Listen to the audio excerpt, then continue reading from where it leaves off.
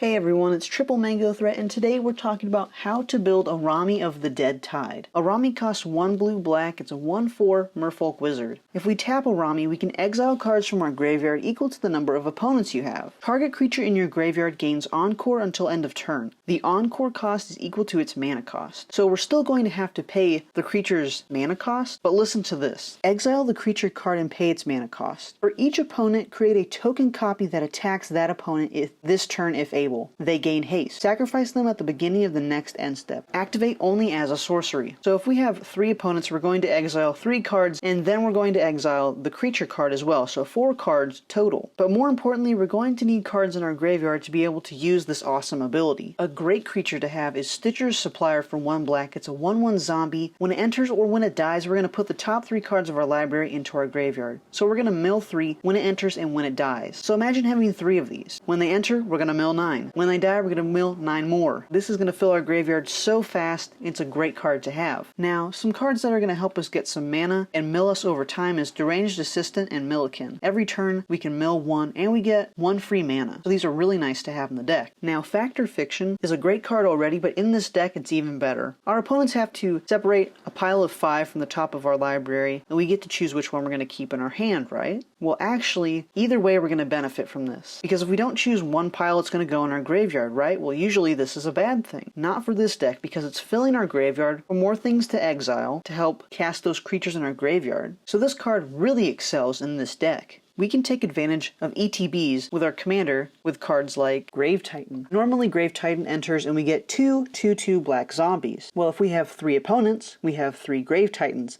So this means we're going to have 6 2/2 black zombies, and this can get really scary for our opponents. Grave Merchant of Asphodel. When Grave Merchant of Asphodel enters the battlefield, our opponents are going to lose X life, where X is our devotion to black. Now this means we're going to have 6 black devotion with just the Grave Merchant of Asphodels on the battlefield. Including our commander, that's 7. So each of our opponents are going to lose 21 life, and we're going to gain that much. So we're going to gain 63 life. Each opponent loses 21. Yeah, this is a great card to have when it comes to ETBs. Another great card is Diluvian Primordial. When it enters the battlefield, for each opponent, we can cast up to 1 target instant or sorcery from their graveyard without paying its mana cost. Then we're going to be able to exile it, which means they're not going to be able to use it again. We just get the benefit of it. Having 3 of these is going to be really insane. Tons of free spells, and it's a 5/5 flyer, which is really helpful when it comes to swinging at our opponents. So our creatures get sacrificed at our end step, right? Well, there's some creatures that really benefit from dying, such as Vindictive Lich. When Vindictive Lich dies, we choose 3 of these modes, but we can only target a different player each time. We can make an opponent sack a creature, discard 2 cards, or lose 5 life. Well, if we have 3 opponents, we have 3 of these, and we can choose if we want somebody to discard 6 cards, lose 15 life, sack 3 creatures, or any of those combinations. Kaiga the Tide Star. When it dies, we gain control of target creature. And it's a 5/5 flyer, which is most likely going to hit our opponents, so we're hitting them for 5. When they die at our end step, we're going to gain control of 3 creatures if we have 3 opponents. Kakusho the Evening Star. When it dies, each opponent loses 5 life, and we gain life equal to the life lost this way. If we have 3 opponents, we have 3 Kakushos. Each opponent is going to lose 15 life, and we're going to gain 45. So pretty much another Grave Merchant of Asphodel effect going on here. Now, what's very disappointing is that we lose these tokens at our end step, right? Because we sacrifice them. Well, actually, there's ways to keep our tokens with Sundial of the Infinite. For 2 mana, it's an artifact where we can pay 1 and tap it. We end the turn, activate this ability only during your turn. We can tap this before we go to our end step, and we can end up keeping the tokens that we made with Araumi. And we can do this each turn, which is really sweet, but remember that creature we exiled, it's exiled. We only have token copies of that creature. There's also Teferi's Veil for 1 and a blue. It's an enchantment. Whenever any creature you control attacks, it phases out at the end of combat. Now, phasing is a little complicated, but let me explain. What's really important is that when a permanent phases out, it's treated as though it doesn't exist. So our commander's ability, where it has us sacrifice them, isn't going to happen because they don't exist. Now,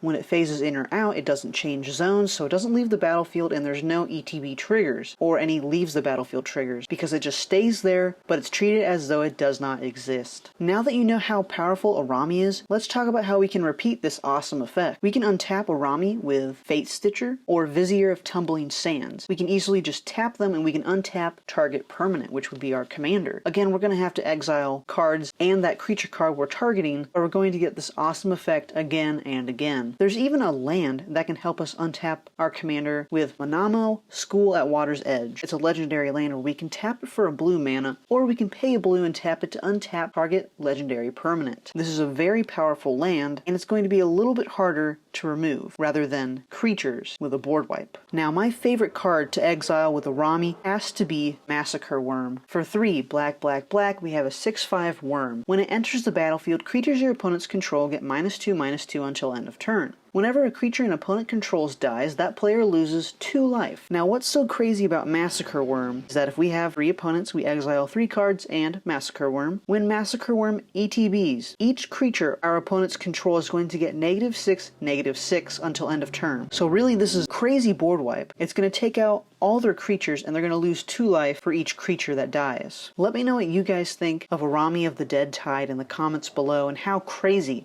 this commander really is. If you liked this video, hit the thumbs up, comment below to tell me what you think of this video, and subscribe for more Mango content. I'll see you all in the next one. Peace.